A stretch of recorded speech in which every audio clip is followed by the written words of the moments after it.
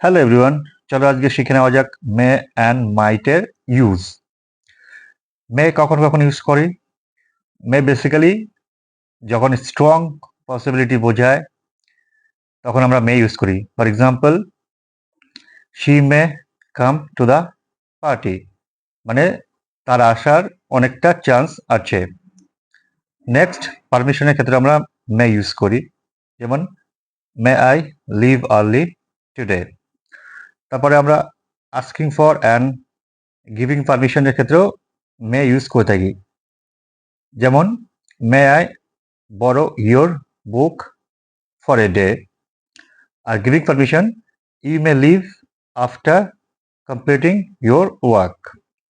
এখন দেখে নেওয়া যাক মাইটের use.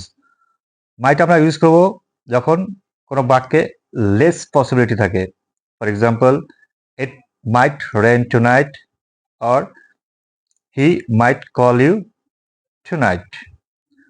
So I hope you have understood the use of may and might. Thank you very much for watching.